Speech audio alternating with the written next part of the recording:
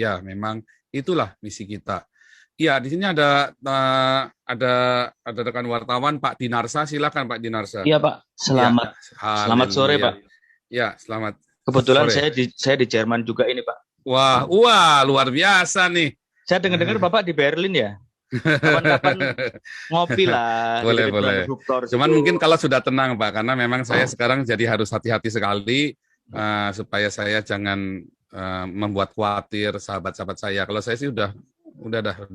Cuma yang penting teman-teman, sahabat-sahabat saya kan juga khawatir ya. Oke, saya main safe. Saya bilang saya Ya, juga nggak akan nantang-nantang. Kalau saya ketemu orang apa, nantang-nantang nanti kan kesannya juga saya sombong, arogan tadi itu kan. Nah, ini masih live, saya dibilang arogan, Pak, saya nge-live begini, Pak. Padahal enggak, kalau iya, saya iya, iya. nge-live, kalau saya sembunyi nanti dibilang kabur. Serba salah kan? Mhm. Sembunyi dibilang kabur. Iya, Saya iya, iya nongol Pak. bilang arogan. Enggak, saya Saya enggak mau kabur juga, saya mau tanggung jawab gitu loh. Iya, begini Pak. Posisi saya mau menempatkan posisi saya ya Pak ya. Saya kan sebagai wartawan, saya nggak punya hak untuk berpendapat atau apapun. Tugas saya ke Bapak hanya sekedar bertanya. Maksudnya tolong dipahami dulu duduknya seperti apa, posisi saya seperti apa, posisi Siap. Bapak seperti apa. Jadi seperti itu Pak. Untuk urusan yang segala macam, bahkan saya pun diam ketika Bapak bilang wartawan mau framing apa segala macam. Terus backfire-nya ke kita, ke jurnalis, ke wartawan. Ya itu sudah resiko profesi kami. Oke, itu saya pahami sebagai resiko profesi. Jadi ya udahlah nggak masalah. Sama juga Bapak juga mengalami masalah di framing, merasa di framing apa segala macam, ya itu masalah kita masing-masing, ya Pak Iya, ya. Jadi iya betul. kita jalan dari sini ya Pak ya. Oke, jadi saya sekarang mau sebenarnya sebelumnya mau nanya dulu, gimana kabarnya Pak? Sehat Pak? Luar biasa, Pak. Luar biasa, Pak. Hmm. Sehat. Gimana kalau secara mental sehat juga masih Pak? Kalau menurut saya sehat, Pak. Iya, iya, iya, iya. Karena kan ini kan sudah dibully oleh orang seluruh Indonesia dan orang seluruh dunia, bukan dibully ya, maksudnya sedang jadi perbincangan hangat seperti itu, Bapak. Dan sudah ditetapkan statusnya sebagai tersangka juga oleh Iya. Polri dan sudah dikirim red notice oleh Polri ke Interpol juga gitu. Ya sebagai sesama manusia saya memahami kalau dalam posisi itu nggak mudah gitu Pak, memikul beban mental seperti itu gitu Pak. Bapak sendiri ngerasa takut nggak sih Pak? Posisi saat ini gimana sih Pak? Nggak tahu, Pak. Saya malah nggak tahu yang saya rasakan. Cuman pokoknya biasa aja, saya pokoknya jalanin hidup seperti biasa. Ya pagi, malam tadi saya barusan ke tempat yayasan yang saya biasa kerja juga. Ya kan saya juga pergi Oh Bapak ketemu kerja juga orang. di sini ya Pak ya? Kerja Ya, juga di sini. Oh, Berlin bener Pak ya? ya di sebuah kota, somewhere, Iya, iya. someplace ya. Jadi teman-teman nanti, soalnya pada khawatir kemarin yang teman-teman yang di Turingen sama yang di Oke, wilayah Bremen oke, teriak sama saya oke, semua kan. oke, oke. Mereka nggak tahu nggak apa, terus jadi pesan berantai begitu kan. Ini ke siapa, terus sampai ke saya, terus jawabannya pokoknya kasar gitulah. Sedikit memaki-maki begitulah, mereka kayak menekan saya begitu kan. Terutama teman-teman gereja itu kan Bapak, semua. Nah, sayanya ya teman-teman ini ya orang-orang bulenya lah, maksudnya orang-orang bulenya dia saya hanya menyampaikan, Paul, dia bilang, ya kan. iya, oke. Pak, mohon maaf Pak, apa namanya? Bapak sudah, saya mau klarifikasi ya Pak ya. Bapak keluar Indonesia dari 2018 betul ya Pak? Iya. Iya, iya. Dan itu sudah nggak ada hubungan sama yang di Indonesia sama sekali Pak, sampai sekarang Pak? Dalam arti apa hubungan itu? Kontak Iya. atau orang? Nggak ada. Saya udah nggak pernah kontak saudara-saudara saya, keluarga saya di Indonesia, karena sebetulnya sejak 2000, saya ini dulu ya, saya ini kan mulai memberitakan Injil, ini kan mulai aktif dalam pemberitaan Injil secara terang-terangan. Saya nginjilin orang, baptis orang, itu kan sejak 2015, 2014 akhir itu ya, 2014 akhir itu saya mulai aktif, agresif memberitakan Injil. Saya baptis rekan-rekan dari kebanyakan Muslim ya, 99% Muslim. Nah, saya baptis, terus saya samperin juga, itu AWF itu saya samperin, ya kan, si Yudi Mulyana saya samperin, dulu siapa itu yang barusan in memoriam itu, Ali Makrus, itu saya samperin. Nah, memang sejak itu saya mulai memisahkan diri dari keluarga. Saya kasih pengertian baik-baik, yang saya lakukan ini beresiko dengan teman-teman mayoritas. Jadi dengan keluarga saya pribadi. Jadi waktu itu saya mulai ganti nomor apa segala macam, jadi mereka nggak bisa hubungi saya lagi. Pak, Ya. apa namanya, dengan adanya kejadian ini, apakah Bapak sudah, artinya, mohon maaf ya Pak ya, ada beberapa pendapat yang Nanti kalau bilang, pertanyaan yang saya nggak mau jawab, saya akan bilang nggak bisa oh ya, jawab begitu ya nggak ya. apa-apa, Oke, itu hak silakan. Bapak, itu hak Bapak. Ya. Nah, jadi gini, dengan apa yang terjadi saat ini, apakah Bapak memahami, apakah ini mungkin dalam frame mindset Bapak ini adalah sebuah risiko perjuangan seperti itu, atau Bapak nggak nyangka akan ada reaksi seperti ini, Pak? Ya, memang ini kan risiko apa yang kita yakini, Pak. Yang kita yakin sesuatu, kita menyampaikan sesuatu, karena kan setelah saya tahu, saya percaya, buat saya ini adalah saya kan punya masa lalu yang tidak baik, Pak. Semua orang sudah tahu lah, saya tidak baik, ya kan. Saya pernah saya menjadi seorang hamba Tuhan, menjadi seorang pastor ini dari tahun 99. Saya punya masalah ini. Saya sering cerita kok, saya punya masalah yang tidak baik. Dan ini buat saya adalah sebuah ya udah, ini cara saya untuk mungkin yang harus saya tempuh begitu loh, untuk ya semoga saya masih berguna, ya kan, untuk bagi manusia, bagi umat manusia. Oke Pak. Terus berarti Bapak ini di sini ada pekerjaan, terus apa segala macam. Apakah pekerjaannya itu berkaitan dengan Injil tadi yang seperti Bapak bilang itu, Pak? Ya, sangat berkaitan. Saya di sini sudah baptis ratusan orang imigran dari ini ya, dari apa namanya, dari Timur Tengah itu ya. Saya sudah baptis banyak orang-orang ini. Iya, kalau di sini banyak dari Turki. Non-government organization ya, jadi. NGO ya Pak ya. Pakai nama Joseph Paul atau pakai nama yang Cindy Paul? Joseph Paul Sang, Pak. Oh. Iya. Ini saya konfirmasi lagi ya Pak ya. Mohon maaf ya Pak. Ini yang Cindy Paul Suryo Mulyono ini benar ya Pak? Itu nama saya dulu, Pak. Oh, begitu ya. Jadi apa ada tahap ketika Bapak merasa saya harus ganti nama karena saya sudah tercerahkan atau seperti apa gitu, Pak? Ya, itu nama baru saya setelah saya kembali melayani Tuhan. Saya bilang, tetapi saya tidak berarti saya memungkiri masa lalu saya yang tidak baik, karena saya memang, kita semua punya salah lah, tapi saya kebetulan terlalu salah. Kebetulan saya ini terlalu salah, Pak. Begitu loh, Pak. Kan jadi, kita semua punya masa lalu tidak baik, tapi saya punya tidak baik gitu loh. Jadi supaya tidak terlalu apa namanya, orang terus langsung siap apa, tapi kan memang semua orang tahu dan tidak pernah saya tutupin. Tidak pernah saya tutupi, kan ada semua itu kan gampang, tinggal browsing internet, siapa saya kan ketemu semua kan. Saya itu nggak pernah nutupin identitas saya. Bapak merasa harus ganti nama itu sejak kapan, Pak? Dan kenapa kok milih nama yang itu, Pak? Apa ada makna khusus? Sejak 2000, saya tuh pakai 2016 akhir. Buku saya yang di buku saya itu ya, buku saya yang berapa ya itu ya, yang pertama apa yang kedua ya, saya udah mulai ganti nama. Yang pertama ya, saya nulis buku itu saya udah pakai itu ya, sejak itu. Oke Pak. Bapak, kan saya juga mengikuti beritanya, pemberitaan Bapak di tanah air seperti apa ya Pak. Bapak bilang sudah menanggalkan status sebagai WNI, betul seperti itu Pak? Iya kan, kalau saya sudah tidak niat pulang kan saya harus menanggalkan. Nah, tadi sudah saya jelaskan di depan. Iya. Prosedurnya bahwa di Eropa ini prosedurnya itu ada berbagai cara untuk menempuh prosedur supaya legal. Dan saya legal di sini, Pak. Iya, Bapak, maaf. Berarti belum warga negara Jerman juga. Masalah legalitasnya semua saya nggak bisa jawab karena nanti saya salah saya kan ada lawyer, Pak. Jadi saya nggak boleh jawab yang berkaitan dengan masalah kewarganegaraan, kan saya ada lawyer. Nah, tapi masalah kasus saya pribadi saya jawab, nggak apa-apa, nggak masalah. Tapi untuk masalah legalitas apa segala macam, mengapa saya bisa dapat itu apa segala macam, mengapa saya bisa legal, saya nggak boleh jawab, Pak. Karena nanti orang-orang ikut-ikut caranya begitu, dia masuk Eropa berduyun-duyun, Pak.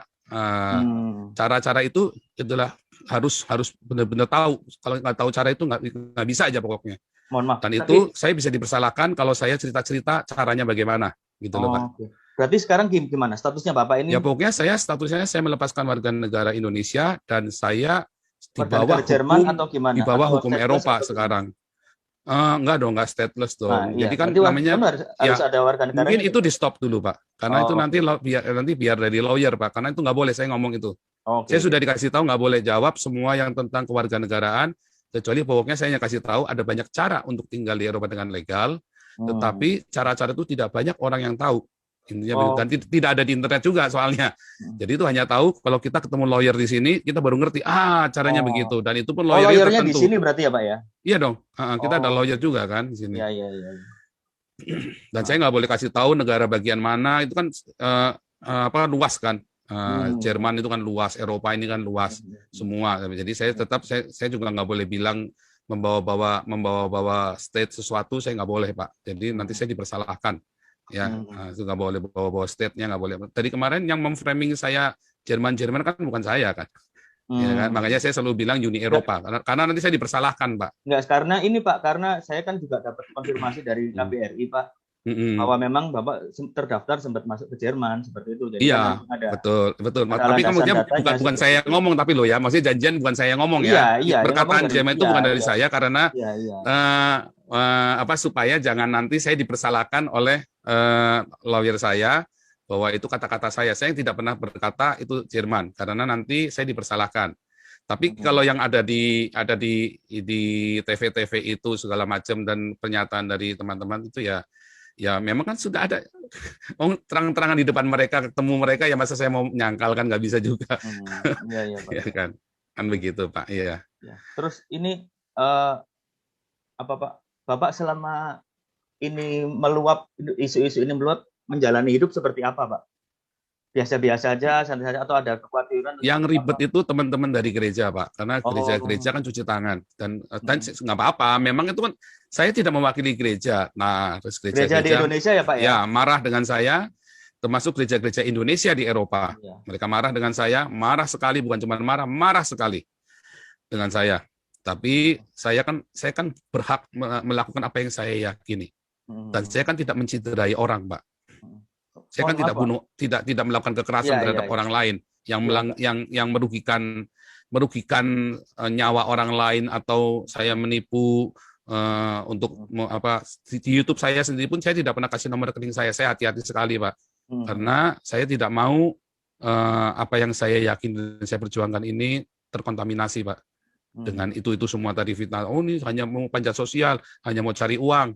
Enggak, jadi saya jangan dikatakan saya mau nipu, enggak ya. Saya tidak ada saya minta uang sama orang sekalipun pernah saya kasih rekening itu buat nyumbang orang, dan orangnya juga ada, yayasannya juga ada, semua ada ke sana, enggak ada Rp1 pun masuk ke rekening saya minta-minta, Pak. Oke. Gitu, Pak. Pak, terus apa berarti Bapak ini kondisinya sekarang ya moga-moga bisa ada titik terang ya Pak ya dari Bapak sendiri. Menurut Bapak seperti itu ya Pak ya? Saya berharap begini Pak. Nah, tadi ini pertanyaan yang saya suka dengan Jawa Pos tadi dulu ya, terus terang aja ya. Kenapa saya tadi juga dari kemarin saya bilang, kenapa cuma Jawa Pos yang menghubungi saya? Kalian semua kurang ajar wartawan, cuma Jawa Pos doang yang menghubungi saya. Saya bilang begitu kan. Harusnya kan nanya saya dong, yang berimbang dong. Kenapa kamu melakukan begitu? Ya kan? Nah, apa yang kamu ingin terang? Ya saya ingin terang. Ingin seperti apa Pak? Ini saya yakin ini tim saya di Indonesia juga sekarang lagi lagi memantau juga. Nah, makanya ini saya kasih kesempatan buat Bapak, apa yang mau diomongin dengan kondisi seperti ini. Ya sebetulnya kan gini. Jadi apa sih tujuan saya? Kan harusnya tanya begitu dong. Orang-orang nanya tujuannya apa ya dia ya. Tapi kan orang nebak-nebak semua.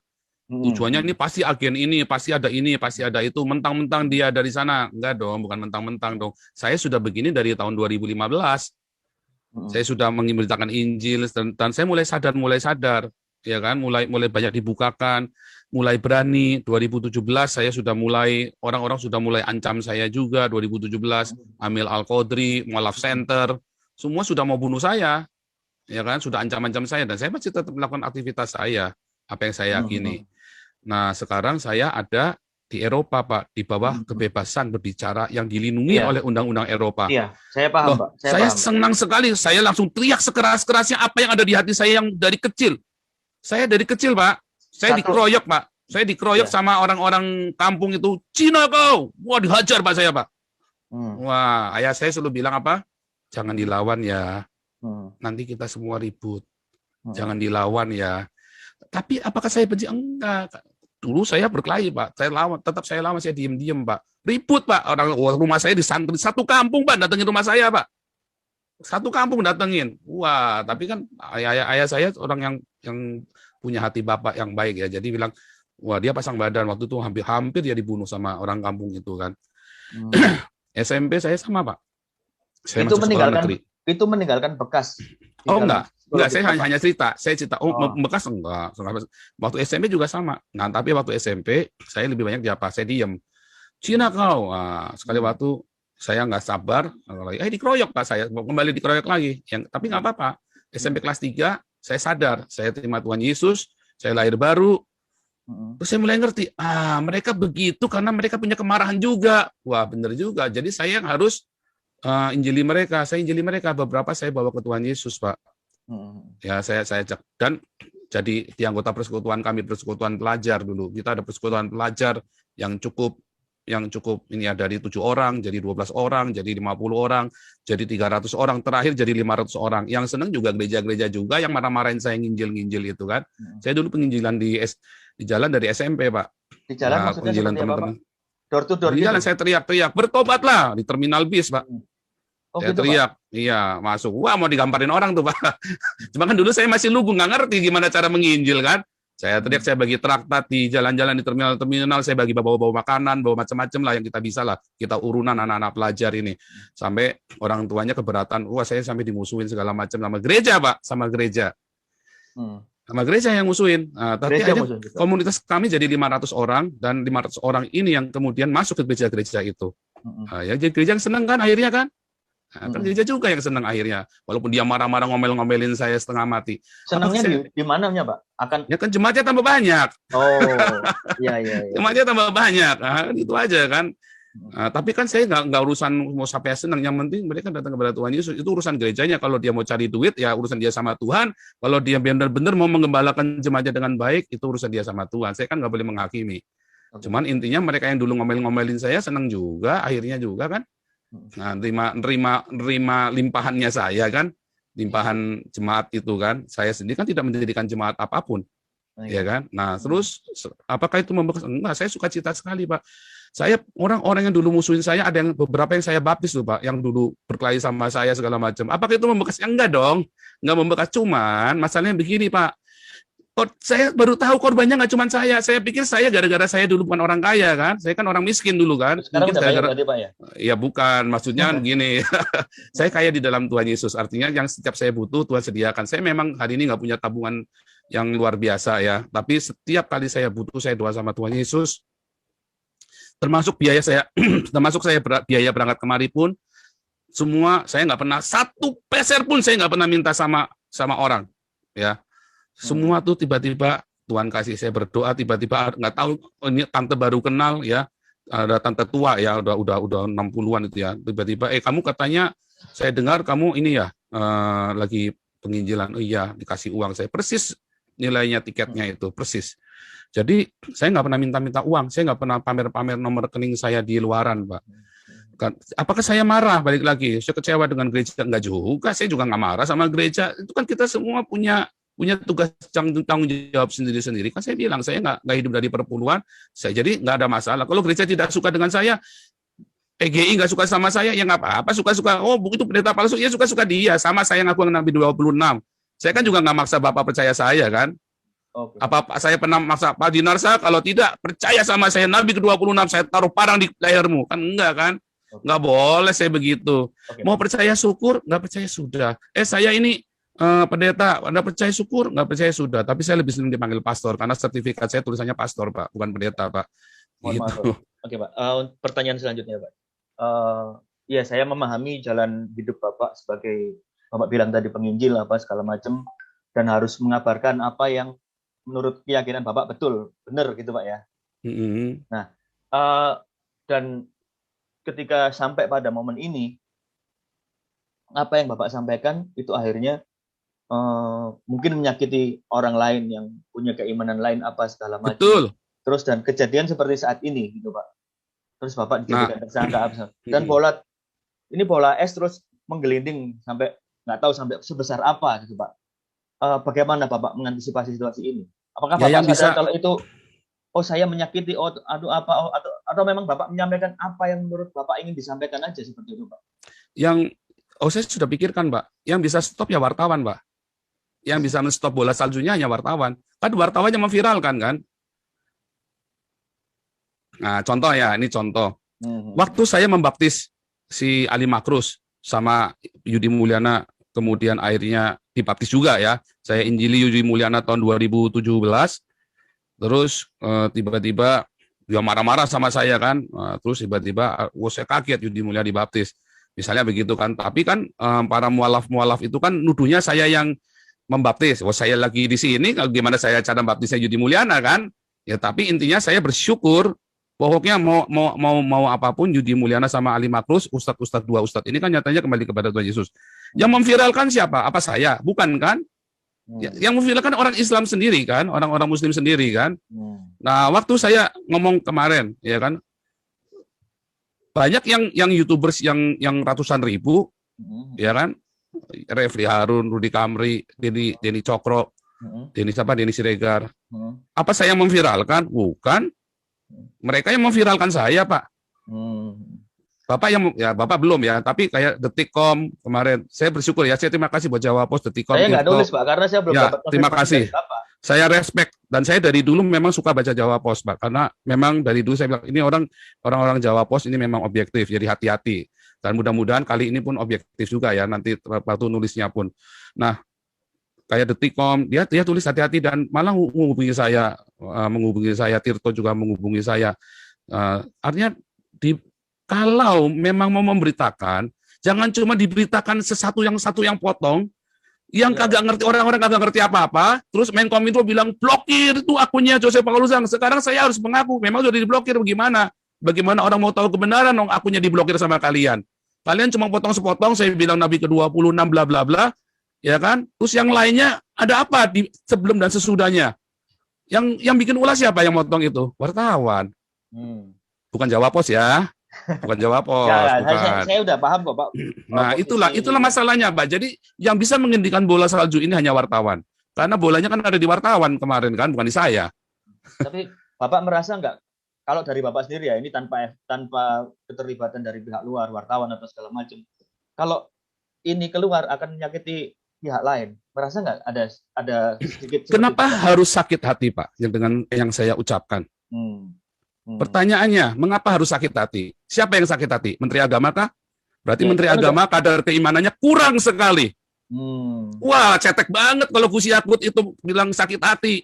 Kalau Ketua MUI bilang sakit hati, wah kalian tuh cetek banget iman kalian itu.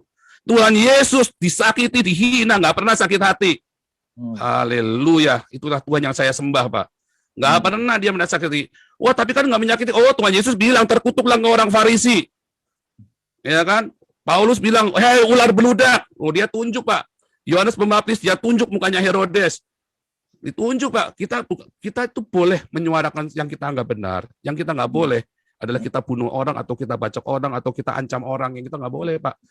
Di dalam kekristenan yang saya pelajari, ajaran yang jalan Tuhan yang saya pelajari, kita boleh mengkritik. Roma 13 ayat 1, kita nggak boleh kita memberontak sama pemerintah. Ajak demo yuk, pemerintah di demo. Nggak boleh, Pak. Menghasut itu nggak boleh.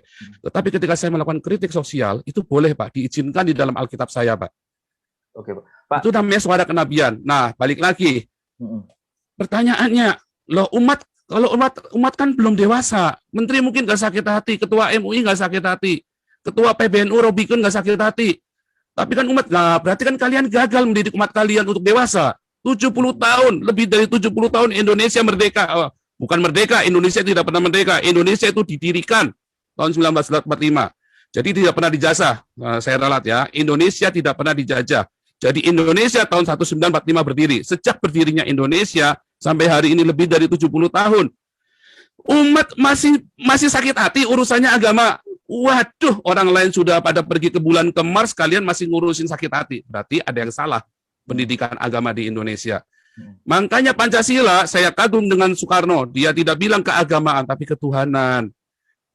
Karena Soekarno sudah melihat jauh ke depan apa yang akan terjadi bangsa ini. Musuh kamu itu orang kamu sendiri. Nah itu loh Pak yang saya sekarang ini saya suarakan. Oh, jadi emang saya cuma mengkritik Islam saja? Enggak loh Pak, saya mengkritik gereja habis-habisan loh Pak. Saya dicaci maki sama gereja PGI pun bilang saya ini kan, orang nggak jelas kan. Jadi nggak cuma Bapak saja, sorry, cuma Bapak, nggak cuma nggak cuma Gus Yakut dan Ketua MUI saja, PGI pun bilang saya orang nggak jelas, Pak. Oke, Pak. Bapak kan Gitu, tadi bilang Pak. nggak mungkin mengajak untuk memberontak ke pemerintah dalam tanda kutip ya, Pak ya, ngajak demo apa segala macam. Nggak boleh.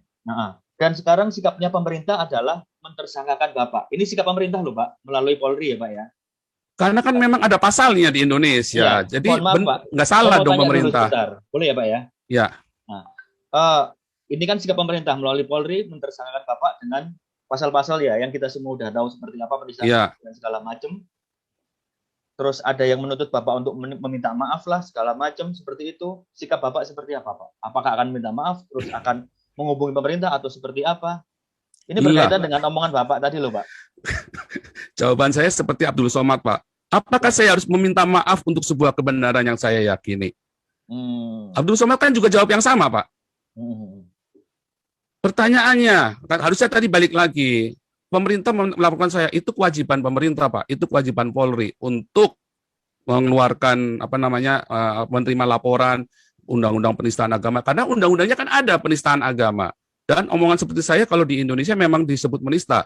Sama seperti Yahya Waloni, Abdul Somad, Tengku Zulkarnain, Haikal Hasan, sama dengan Habib Rizik, sama dengan Stephen Indra Wibowo, Irina Handono, Hani Christian, sama Pak Moko Ginta almarhum, sama Pak yang saya omongkan, YouTubers lain banyak yang lebih ngeri dari saya, Pak. Mereka semua berkeliaran.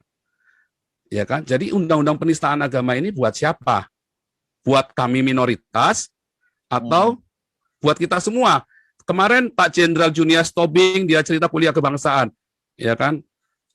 Beliau yang kasih judul sendiri, ya kan? Siapakah kita? Karena di Indonesia sekarang ada kami dan kita, Pak. Siapakah kami, siapakah kita? Oh, berarti kalau bukan kami, outsider, kamu bukan kami. Wah, ini bahaya sekali. Itulah perpecahan, Pak, orang-orang yang bikin kami-kami itu. Itulah yang namanya anti Pancasila. Saya Pancasila sejati, Pak. Lihat ya, YouTuber semana di Indonesia, sekalipun Denny Siregar, yang bikin kuliah Pancasila tiap seminggu sekali. Cuman saya, Pak, tak tongkrongin, dapat duit nggak? Enggak, Pak. Kira enak kuliah Pancasila. Pak, mohon maaf ya, Pak. Tapi kenapa Bapak melepaskan warga negara Indonesia kalau Bapak mengaku Pancasilais? Kalau saya tidak lepaskan, saya ditangkap dong, Pak, dipulangin. Gimana, Bapak? Itu namanya berhikmat, Pak. Saya harus korbankan, nggak ketemu. Pak, kalau orang tua saya mati sekarang, Pak, saya nggak boleh pulang, Pak. Bukankah itu pengorbanan saya, Pak? Sekalipun mungkin Indonesia akan memaafkan saya, ya kan? Udahlah diampuni hukumnya. Tetapi saya, sekalipun orang tua saya meninggal, saya kan nggak bisa pulang. Begitu saya pulang, selesai semua. Sekalipun pemerintah pun bisa memaafkan, belum tentu orang-orang Islam yang cetek-cetek ini ilmunya bisa memaafkan saya, toh. Nah, jadi justru itu pertanyaan saya, Pak, kepada saya menggugat Indonesia dan Pancasila. Iya dong, Pak. Iya. Seperti apa, Pak? Saya dari kecil PMP, ya, PSBB, sejarah diajarin lagi, bolak-balik diajarin lagi, sampai kuliah diajarin lagi, sampai sekarang Pak Jenderal Junius Tobing masih ngajarin Pancasila. 6 jam tuh, Pak, kalau kita cerita Pancasila di YouTube saya, Pak. 4 minimum 3,5 jam. Sampai 6 jam. Tak tongkrongin, Pak. Saya pengen tahu. Akhirnya saya bilang sama Pak Junius, Pak Jenderal, ini cuma retorika. Nyatanya nggak ada yang begini, Pak Jenderal. Nggak ada. Ini semua retorika doang. Mana ada Pancasila di Indonesia? Eropa lebih Pancasila daripada Indonesia. Maksud Bapak, ya kan? Seperti apa, Pak? Ketuhanan yang Maha Esa. Apa di Eropa pernah ada Bapak dengar persekusi agama di sini? Justru orang-orang yang dipersekusi agama larinya ke sini. Orang-orang dari Timur Tengah, Muslim-Muslim semua, apa di sini dilakukan anarkis? Hampir tidak ada. 1-2 itu oknum yang benar-benar sedikit sekali. Ada, Pak, di Hanau. Wah, itu sedikit sekali, Pak. Tapi ada pemantiknya apa? Pemantiknya apa? Kejadian di ya itu di Hanau yang orang mati, orang mencontoh gitu kan? Bapak tahu? Itu kan? ada pemantiknya, Pak. Gimana, Pak? Coba diceritakan, Pak. Iya, itu kan pemantiknya, ceritanya kan kemarin yang di mana itu kemarin di Kolen. Makanya orang-orang mulai ada Islamofobia. Walaupun di Eropa ini kita diajarin, saya lihat anak saya sekolah ya, dididik begitu ya, Saya lihat kurikulumnya diajarin untuk nggak ada anti sama agama lain. Kalau di Indonesia diajarinya apa kemarin? Injil sudah dipalsukan, ya kan? Itu kurikulum pelajaran itu pernah saya muat itu buku-buku pelajaran. Injil sudah dipalsukan, geblek ini. Menterinya siapa itu waktu itu? Menterinya sebelum waktu zaman SBY terakhir. Injil malah diizinkan buku Injil. Nah, di sini nggak boleh Pak begitu Pak. Berarti yang lebih Pancasila mana? Kan nggak ada, kan kelihatan sekali Pak. Nah, jadi jelas Pak di sini. Masjid Ahmadiyah gede tuh di Turingan, paling gede. Boleh. Sementara orang Syiah gede juga masjidnya. Di Indonesia, dibakar seorang-orangnya, Pak. Oh, itu fakta, Pak. Jangan cerita enggak fakta tuh diusir karuan-karuan, Pak. Jadi lebih Pancasila mana? Lebih Pancasila Eropa, Pak, daripada Indonesia, Pak. Iya kan? Jadi kalau sekarang, kemanusiaan yang adil dan beradab, kemanusiaan yang adil dan beradab. Kita semua imigran, jangan tanya, Pak. Bapak tahu sendiri imigran. Saya kan pelayanan imigran. Bapak kan juga ada di Jerman. Ya kan, di Jerman juga paling banyak imigran, ada sekitar 11 juta itu. Sekarang saya nanya, imigran di Jerman sepatunya Nike semua, Adidas semua, Pak. Iya, betul, Pak. Coba manajer di Indonesia mau beli Nike ngeden, Pak. Manajer loh, Pak. Manajer bank, Pak, mau beli Nike ngeden, Pak. Aduh. Kalau itu nama ngeden, Pak. Dimanusiakan sekali, Pak, orang-orang ini, Pak. Dikasih rumah, dikasih pengobatan gratis, anaknya di sekolah sampai kuliah gratis, Pak. Tahu, itu Pak, kan kemanusiaan yang adil dan beradab, Pak. Dimanusiakan, orang ini imigran hidup dari pajaknya orang Eropa. Ya kan? Persatuan. Wah, orang Eropa ini bersatu sekali, Pak. Waduh, mereka bangga sekali, Pak, dengan Eropa, Pak. Ya kan? Mereka boleh keliling dunia, tetapi mereka bersatu, Pak, di sini, Pak. Mereka ribut, Pak, debat di Senat tuh kemarin, kan? Tapi mereka bisa kumpul-kumpul, bisa akur-akur. Di sini ada banyak sekali orang-orang ada banyak sekali denominasi. Mereka ribut debat doktrin, Pak. Wah, sampai pecah gereja. Begitu kita sudah duduk bersama makan bareng, mereka makan bareng, Pak. Jadi sekarang apa? Dan seterusnya. Kalau ada yang mau Bapak sampaikan kepada pemerintah, apa yang mau Bapak sampaikan? Berkaitan dengan ketidakadilan, berkaitan dengan apapun yang Bapak alami, apa yang mau Bapak sampaikan? Kemarin sebenarnya saya mau tulis ke Bapak tadi, harusnya begini loh, Pak. Saya ini kan hanya seekor kutu di seberang samudra. Ya kan? Tapi ada balok-balok di depannya Mabes Polri itu loh, Pak, di depan gerbangnya Mabes Polri itu balok-baloknya itu ya Waloni, Abdul Somad, Tengku Zulkarnain, Haikal Hasan dan selanjutnya. Ada GKI Yasmin. Sampai sekarang juga nggak diproses itu, padahal kan konstitusional GKI Yasmin, dokumen sudah lengkap. Yang di Bogor, Gus Yakut sudah 1 bulan, sudah hampir 6 bulan, Pak. Gus Yakut menjabat jadi Menteri Agama. GKI Yasmin tetap aja ditutup. Gereja-gereja kemarin GPDI sama yang di Jombang itu tetap aja ditutup, Pak. Nah, jadi ada apa yang salah ketika saya ngomong hal seperti ini? Lalu saya salahnya di mana? Nggak ada dong, Pak. Sebetulnya yang menista agama itu berarti kan kemarin siapa tuh Bima Arya itu menista agama tuh. Siapa itu yang nutup GKI Yasmin pertama kali, Bima Arya atau siapa itu? Berarti dia menista agama dong. Itulah penistaan agama. Wah, itu malah bukan menista agama lagi. Dia benar-benar melanggar Pancasila, konstitusi kita. Seharusnya. Sorry, bukan kita lagi dong ya, bukan punya saya juga soalnya. Cuman kenapa saya tetap masih ngajarin Pancasila, minta Pak Junius Jenderal. Saya bilang loh, kalau Pak Jenderal keluar dari sini, wah selesai Pak Jenderal, nggak ada kuliah Pancasila, nggak ada yang berani. Cuman Pak Jenderal Junius Tobing aja yang berani teriak-teriak ngajarin Pancasila, ngomel-ngomelin orang-orang itu. Kenapa kita tetap? Karena Pancasila itu, saya kan belajar filosofi segala macam, saya belajar semua, Pak. Ternyata Pancasila itu mengerikan, Pancasila itu ada sesuatu yang indah sekali. Wah, Indonesia itu bersyukur punya Pancasila, tapi bukan Pancasila yang piagam Jakarta. Pancasila yang benar, yang punyanya Soekarno. Yang diajarin sama Pak Jenderal Tobing itu. Wah, ini sudah diajarin panjang lebar, nanti kan panjang lebar. Intinya Pancasila yang benar, bukan Pancasila yang piagam Jakarta. Nah, itu masalahnya kan nggak dipraktekkan, itu cuma retorika doang. Jadi salah saya di mana? Ketika saya berkata, mengkritisi dan menganggap diri saya nabi dan saya meluruskan ajaran nabi sebelum saya. Nggak salah dong, itu kan tafsir saya, bebas saya. Kalau saya salah, Gus Yakut, ayo debat sama saya. Gus Yakut, Menteri Agama ya, Pak? Iya dong, katanya dia kan paling topnya dong ilmu agamanya. Ayo debat sama saya kalau bilang Muhammad nggak salah. Iya dong. Iya, Pak. Maaf, saya nggak bilang menyakiti dong, menyakiti lagi enggak dong. Justru kita bilang yang saya ngomong kan sebuah realita, ya kan? Kita ngomong, makanya saya harus ke sini dulu, terus saya ngomong Pak, teriak Pak. Jadi Bapak untuk ngomong dengan lebih lapang harus keluar dulu gitu ya Pak ya? Nah iya loh Pak, kalau saya di dalam saya lagi ngomong udah diciduk loh Pak. Oh, Saya baru live begini aja tiba-tiba sudah di depan udah Intel di depan udah nongkrongin Pak. Bagus kalau Intel, FPI nongkrongin Pak. Bagus kalau Intel paling cuma dicokok begini saja. Kalau FPI dibakar rumahnya Pak. Aduh. Loh, itu kan fakta kan kemarin yang dicokok-cokok itu yang di internet online, teman-teman yang dicokok sama FPI itu digebukin dulu. Daud Ali, Saifuddin Ibrahim, banyak Pak orang Kristen dimasuk-masukin Omega Suparno malah dibunuh. Jadi saya garis bawahi ya Pak ya. Jadi permintaan Bapak pertama adalah mau menantang Gus Yakut diskusi ini Pak. Benar ya Pak ya? Iya Pak.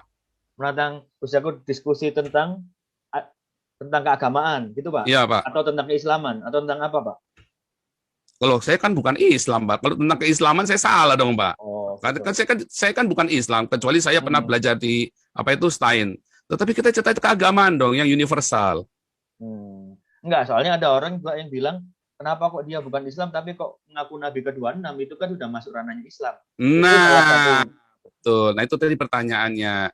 Kan saya boleh-boleh saja mau ngaku Nabi 26, 27, 28, 29, suka-suka saya kan. Semua orang kan boleh ngaku jadi Nabi. Emang ada larangan dilarang menjadi Nabi? Kayaknya belum ada undang-undang dilarang menjadi Nabi di seluruh dunia deh, Pak. Tapi udah ada umatnya nggak, Pak? Kalau udah jadi Nabi, Pak? Ya, mudah-mudahan sudah ada, Pak. Mudah-mudahan sudah ada. Tapi saya nggak pernah maksa-maksa ini orang-orang buat ngakui saya loh. Suka-suka mereka mau ngakui saya apa enggak kan suka-suka mereka, Pak. Iya. Oke, Pak. Jadi itu ya, Pak ya. Pertama pengen diskusi sama Gus Yakut. Terus yang kedua nggak merasa apa ya. Kalau orang-orang bilang Bapak bersalah, Bapak merasa ya ini memang yang harus saya sampaikan. Seperti itu ya, Pak ya. Pak, jalan yang saya tempuh itu jalan yang menyakitkan, Pak. Saya sendiri pun ngeri-ngeri sedap, Pak.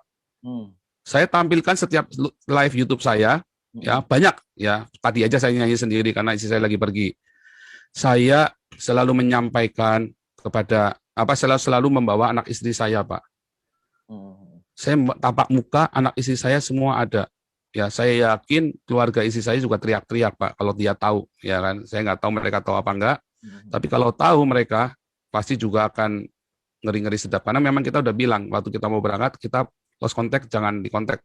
Tapi kita pasti kalau ada sesuatu yang membahayakan kalian, kita akan kasih tahu. Yang sampai hari memang kita belum ada berusaha untuk ini ya, saya belum ada berusaha mengontak keluarga saya ya, saya belum ada dan belum ada niatan karena menurut saya pemerintah Jokowi ini kan relatif ya lebih baik ya. Saya bukan pendukung Jokowi ya, sorry ya, saya tidak lagi komit, tapi memang pada kenyataannya kan lebih aman walaupun gereja-gereja lebih banyak ditutup di zaman Jokowi, ya kan? Itu kan fakta kan, gereja ditutup di zaman Jokowi lebih banyak Pak, 200 gereja bayangin. Merasa di prank gitu Pak, apa gimana Pak? Maksudnya di frame dalam arti apanya? Merasa di prank gitu Pak, kok tambah ketika zaman Presiden Jokowi? Bukan, karena begini, tadinya orang-orang berpikir mungkin wah di prank nih teman-teman sesama aktivis kan. Tapi saya ngelihat lagi, terus ada kuliah kebangsaan dengan Pak Jenderal Junior Tobin juga. Oh itu bukan prank itu. Terakhir kemarin ya, lihat ada kota-kota syariah semua, terus tiba-tiba ada pasar syariah. Terus ada pasar muamalat dan segala macam. Oh, itu bukan prank itu. Oh, itu ngeri itu. Itu tandanya ya Jokowi bikin kebijakan diboikot di daerah, termasuk GKI Yasmin. Oh, saya bukan jemaat GKI Yasmin dan tidak ada satupun jemaat GKI Yasmin yang saya kenal ya. Saya hanya berdasarkan saya jalan, saya ngelihat, saya lakukan seperti ini. Jadi Jokowi itu bukan ngeprank kita, tetapi dia diboikot di bawah. Dan itu fakta. Kalau zaman Soeharto nggak bisa. Boikot di bawah diciduk semua tuh yang di bawah-bawah ini bisa diboikot sama Bima Arya coba kan kelewatan kan. Kita toleransi, tidak ada undang-undang penistaan agama. Nyatanya saya masih dilaporkan penistaan agama sama politisi PSI yang katanya nasionalis. Kenapa dia nggak ngelaporin Yahya Waloni, si Husin Sihab itu? Kan kamu masuk jebakan Batman saya kan? Kenapa kamu nggak ngelaporin Yahya Waloni sama Abdul Somad dan CS-mu itu semua? Ketahuan si Husin Alwi Shihab ini adalah kadrun yang menyusup kepada nasionalis. Ketahuan. Sekarang topeng-topengnya kadrun semua kebuka semua. Ya kan? Siapa-siapa yang kadrun kelihatan semua. Nah, Pak, Anda masuk jebakan saya. Dengan keadaan ini Bapak ngerasa sakit hati nggak sih? Dengan Indonesia secara umum, Bapak tadi cerita dari kecil diperlakukan, dipanggil Cina, apa segala macam. Orang tua Bapak tadi bilang hampir dibunuh, apa segala. Bapak merasa sakit hati dengan Indonesia nggak, Pak? Saya tidak pernah sakit hati dengan Indonesia, Pak. Sampai hari ini saya masih mencintai Indonesia. Terus apa yang menurut Bapak salah dari Indonesia, Pak? Dengan sikap Bapak ini?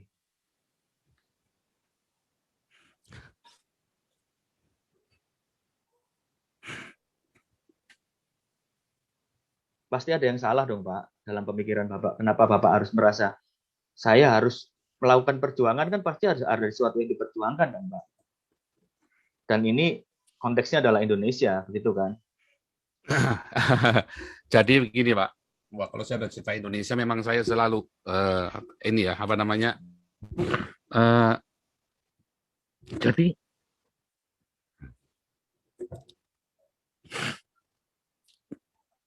saya dari ngerti, Pak, tentang Indonesia, Pak. Saya lahir baru ya 15 tahun saya penuh Roh Kudus, saya berdoa buat Indonesia. Sampai hari ini saya berdoa buat Indonesia.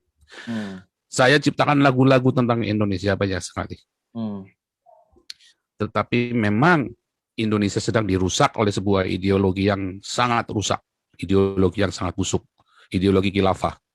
Dan itu mereka masuk menghujam sekali, ngerusak anak bangsa, masuk ke sekolah, ya, memaksa orang pakai jilbab, memaksa orang untuk mengikuti syariahnya mereka, dan semua perda-perda syariah yang lain. Oh, itu sudah jelas, Pak, dan itu akan merusak. Saya jamin Indonesia akan rusak. Dan saya melihat Indonesia yang saya cintai ini, ya, yang saya cintai itu membuat banyak sekali korban, yang dikorbanin justru anak-anaknya. Ibu Pertiwi ini yang mengorbankan anak-anaknya, Pak.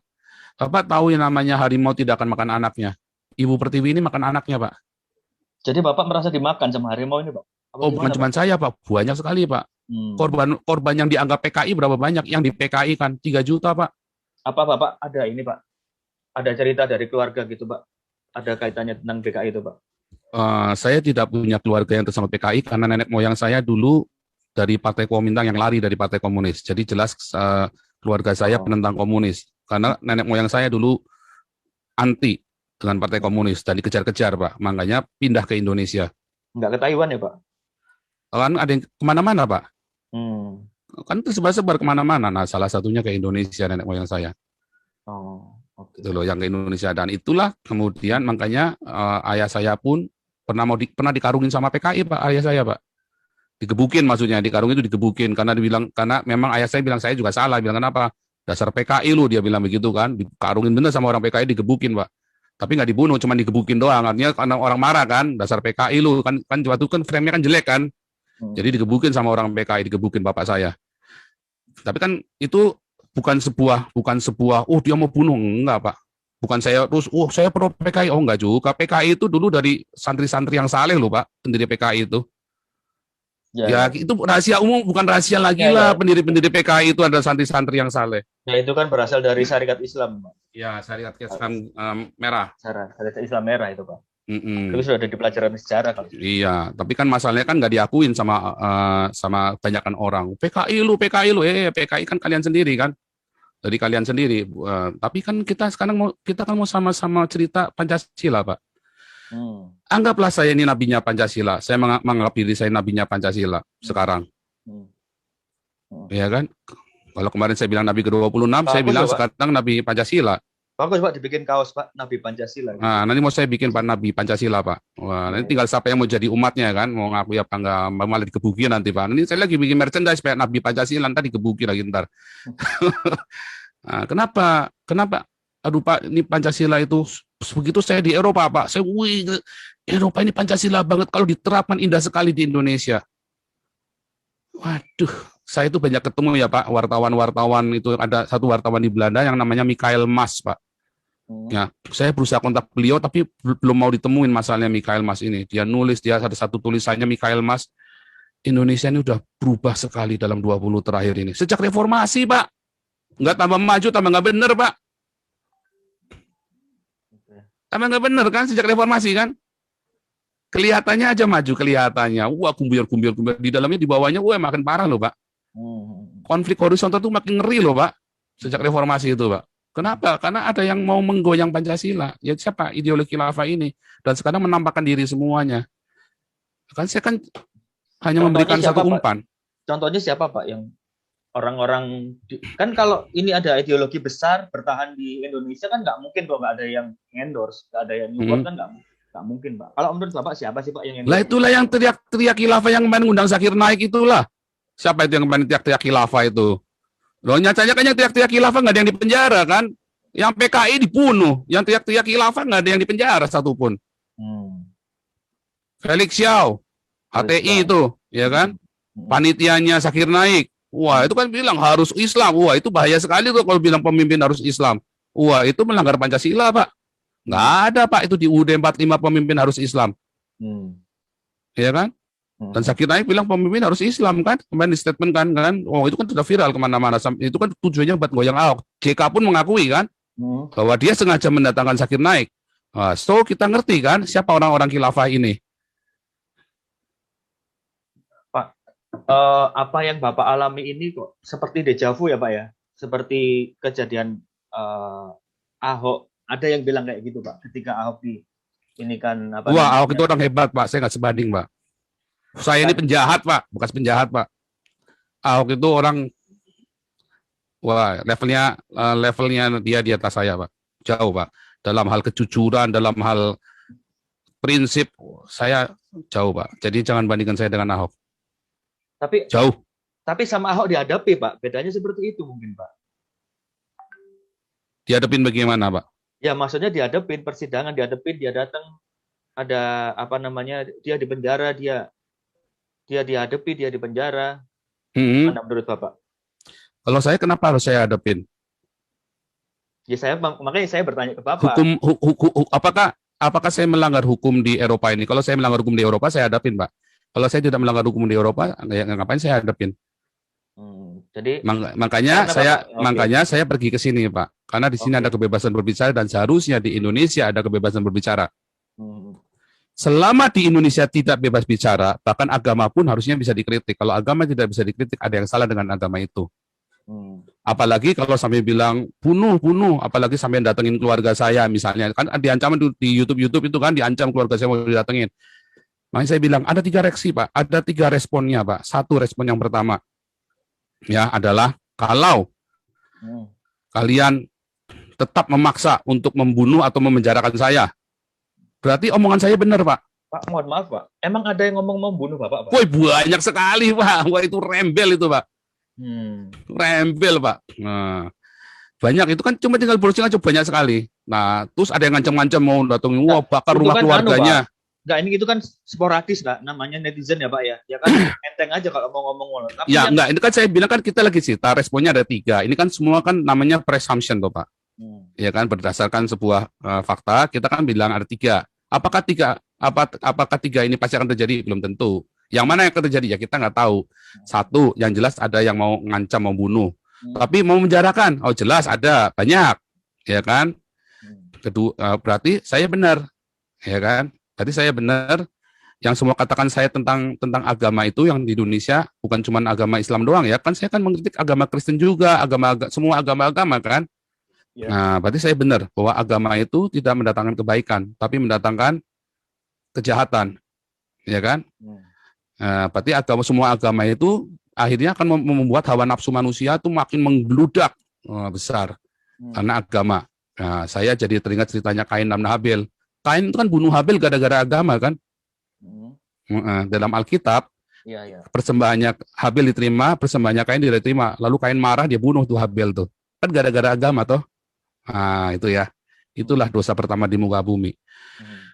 Kedua, kalau mereka terus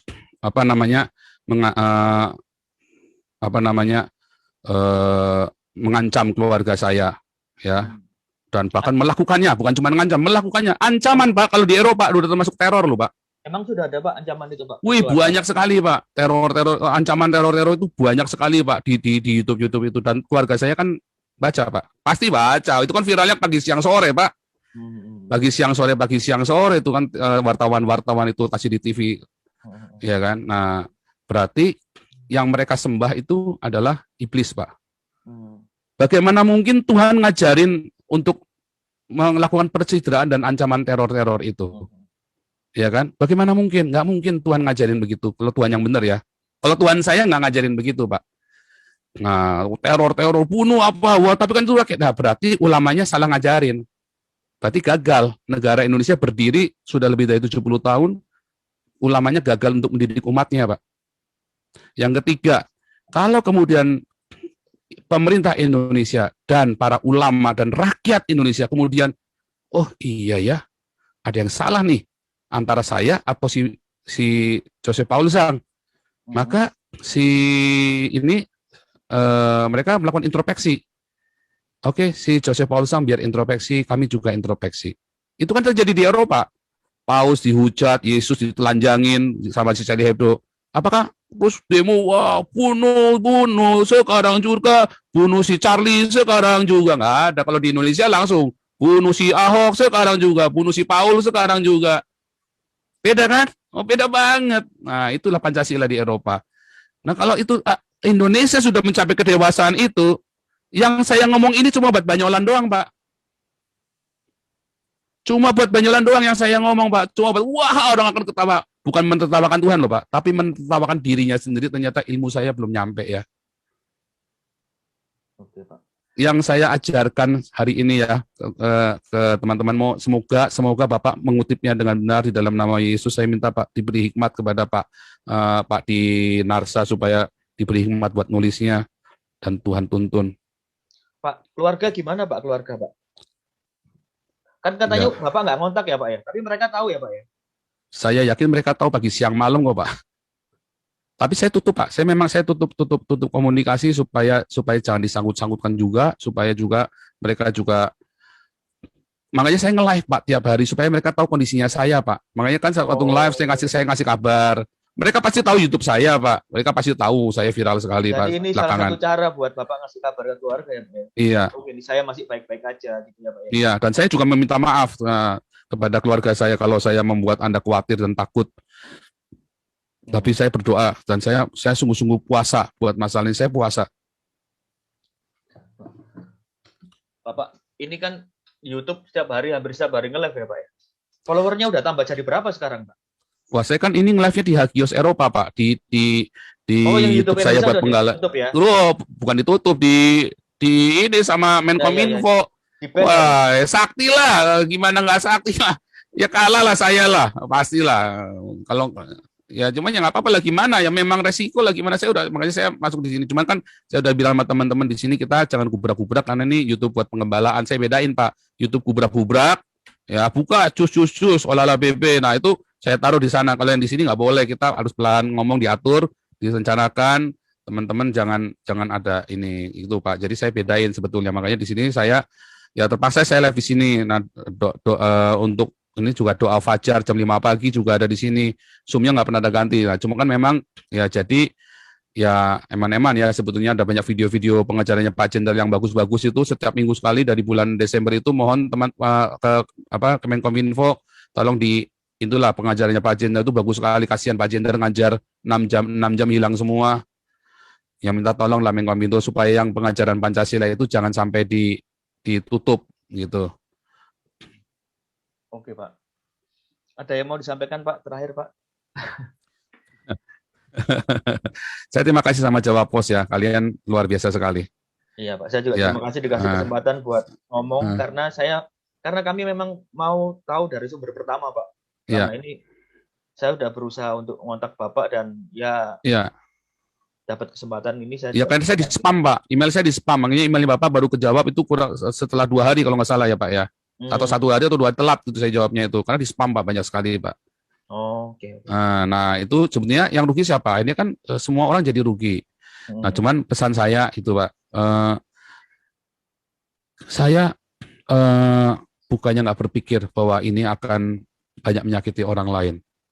Tetapi kadang-kadang rasa sakit itu adalah obat buat menyembuhkan luka, Pak. Jadi Bapak sekarang ini kayak semacam nyuntik vaksin gitu Pak. Disuntik dulu kan sakit baru nanti sembuh gitu Pak. Saya nggak berani bilang begitu, tapi mungkin ya saya sendiri kan juga introspeksi, Pak. Bisa jadi saya memang salah, bisa jadi saya salah, Pak. Karena makanya saya selalu berdoa, saya bilang sama teman-teman, doakan saya supaya murni. Karena bisa jadi kan ternyata itu adalah dari kemarahan. Bisa nggak? Bisa loh, Pak. Bisa yang saya ungkapkan selama ini. Bisa jadi ternyata ada masa lalu saya belum sembuh. Oh, bisa banget. Tetapi saya berusaha untuk murni. Saya terus tiap malam saya ngerengkel loh, Pak. Kira saya ini orang terpelajar, Pak. Terus saya ngomong kata-kata yang begitu kasar, begitu menohok. Wah, Bapak kira saya nggak merasa. Terus anak-anak saya, wah, bapaknya ini ngomongnya kok begitu, ngaku-ngakunya padahal pastor, padahal sudah pernah mengembalakan, padahal sudah begini, padahal banyak murid-muridnya yang di ini kan, saya kan juga mengajarkan di kelas evangelis, kan ada pengajaran-pengajaran itu. Masih ngajar sampai sekarang, Pak? Masih, Pak. Saya kan ngajar di SOM, Pak. Saya saya masih ngajar di kelas-kelas, ada evangelis, kelas apologetik, kelas apostolik, Bible Training Center lah. Saya lagi merintis STT di sini. Semacam STT gitu. Cuman ini kan ribet lah pokoknya. Perizinan sih ribet, tapi sebenarnya nggak ribet. Masalahnya kan harus ada beberapa orang dan harus cari teman yang tepat, apa segala macam. Uangnya juga, ya kan, uangnya kan paling di situ kan nggak asal itu administrasinya lengkap bisa mudah, tapi masalahnya untuk ngumpulin administrasinya itu yang ribet. Nah, intinya begitu. Tapi di pemerintahnya nggak ribet, yang ribet di sayanya. Nah, karena kan uang juga harus siap, modal kamu berapa lah, bingung modalnya berapa, nggak punya, kan mesti nggak boleh nggak jelas. Kalau di Indonesia kan bisa bikin modal ditahan, modal di apa, terus yayasan juga bisa pura-pura asetnya berapa. Kalau di sini kan nggak boleh begitu, Pak, bisa masuk penjara kalau di sini. Oh, kenapa nggak Bapak bikin, Bapak sama NGO kan sekarang, kenapa nggak bikin di kantornya NGO aja, Pak? Itu makanya sedang kan saya kan lagi meeting terus ini, Pak. Karena teman-teman ada yang nggak setuju dengan satu pembahasan, tapi saya tetap kekeh karena kan ya bukan masalah dogma, tapi karena kan kita kan kumpul di teman-teman kita ini berbagai macam denominasi gereja aliran. Nah, bagaimana yang satu maunya kita alirannya ini. Nah, saya bilang enggak, kita semua mau oikumene. Karena kita oikumene. Jadi ada satu misalnya contoh nih Pak, bahasa roh. Nah, saya bilang, saya dari gereja karismatik, saya berbahasa roh, tapi saya nggak bilang nggak boleh diajarin, saya nggak mau.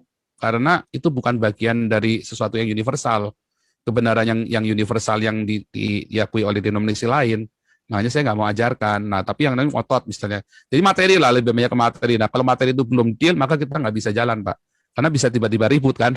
Bisa tiba-tiba nggak deal, kita udah jalan, tiba-tiba nggak deal, ribut lagi. Kita mesti bubarkan yayasannya lagi. Jadi ini masih tadinya saya pikir gampang, ternyata ribet gitu loh. Tadinya saya pikir paling 2-3 bulan selesai, nggak taunya meetingnya aja ini nggak kelar-kelar. Gitu Pak. Dan nanti saya lanjutkan tadi ya masalah itu. Jadi saya bukannya tidak memungkinkan bahwa mungkin saya memang salah. Tetapi sampai dengan detik ini saya harus melakukan ini. Saya merasa saya harus melakukan ini. Walaupun hati saya ketar-ketir, walaupun hati saya miris. Selama berapa bulan? Coba lihat. Begitu tiba-tiba saya berubah kan. Kenapa tiba-tiba berubah? Karena harus makin keras. Kalau saya bicara bisik-bisik, apa didengar sampai seviral ini, Pak? Coba PGI ngomong, ayo mengasihi, ayo toleransi. Apa pernah didengar nggak? Nggak pernah tahu didengar kan? Toleransi, bukan tambah toleransi, tambah bacok-bacokan kan? Kalau saya kan jelas, cuder, langsung viral. Lalu kan ditanya, mengapa? Lalu saya jawab. Kalau sampai pesan ini nggak nyampe, wah, ya kiranya Tuhan Yesus memberkati kalian. Tapi saya berdoa, saya puasa loh Pak. Saya ngelakuin ini, artinya saya sampai puasa Pak. Puasanya bukan puasa, maaf ya, bukan mindahin jam biologis Pak. Kami tuh kalau puasa 24 jam makan cuma sekali doang Pak. Artinya saya serius sekali Pak. Saya serius sekali dengan apa yang saya lakukan ini. Dan saya hati-hati sekali. Dan kalau mau bilang mau menyakiti lebih bisa lebih edan lagi Pak. Tapi kan harus dijaga. Kemarin si layar teologi itu ada bagus tuh bahasa saya. Kenapa pilihan bahasanya adalah ini bukan itu? Kenapa coba Pak? Ya kan dipilih dong. kan ada bahasa-bahasa orang Enggak. nantang gelut, orang nantang kelahi sama orang bahasa-bahasa harus dibedain gitu loh Pak. Ya enggak, kan kemarin Bapak bahasanya juga bagi sebagian orang juga nantang gelut juga kan Pak? Nah, itu dia. Saya juga heran. Nah, kalau beberapa orang ngomong apa aja, saya kan apologet, Pak. Saya menjawab tuduhannya orang Muslim terhadap Alkitab orang Kristen. Lihat di YouTube itu banyak ngawur-ngawur. Stephen Indra, Ani Kristian, ya, ngaku-ngaku pendeta, ngaku-ngaku Romo, Bangun Samudra, ya, para penipu-penipu ini kan, Ustadz Kaimana, tuh siapa lagi, satu lagi tuh Ustadz Kaimana, Bangun Samudra, ngaku-ngaku S3 segala macam, Irena Handono, ya kan? Itu harus saya jawab dong, Pak. Ketika saya menjawab, saya pasti akan menyakiti dong, Pak. Misalnya nih, kalian berkata, orang-orang Muslim berkata, Yesus tidak mati di salib. Saya bilang, siapa bilang? Muhammad yang bilang. Oh, Muhammad. Saya bilang, saya jawabnya apa coba? Yang benar Alkitab saya atau Alkitabnya orang Islam? Kitab sucinya orang Islam. Maka saya kan harus jawab dengan tegas kan? Kalau di Indonesia muter-muter Pak. Nah kalau saya milih jeder. Sama kan Pak? Kalau muter-muter, terus orang Islam mau dengar nggak yang kita ngomong? Nggak mau lah Pak, ditutup kupingnya lah Pak. Kafir. Ketika saya ngomong jeder, kaget mereka. Viralkan punya saya. Lalu mereka baca semua tulisan saya. Namanya orang baca, dia baca. Dia nangkep nggak yang saya baca? Yang saya maksudkan? Dari 1000, 10 nangkep Pak. Puji Tuhan Pak. Tapi kalau saya ngomong-ngomong alur gitu nggak divilarkan, ngomong sama 100 orang, 200 orang nggak ngerti Pak. Oke. Ya Pak, saya udah nangkap semua maksudnya Bapak. Halo? Iya Pak. Ya. Ya sudah paham semua maksudnya Bapak sih. Maksudnya sudah menangkap semua maksudnya Bapak seperti apa, udah jelas tadi Bapak ngomong apa aja. Dan tadi ya semua pertanyaan saya sudah terjawab lah.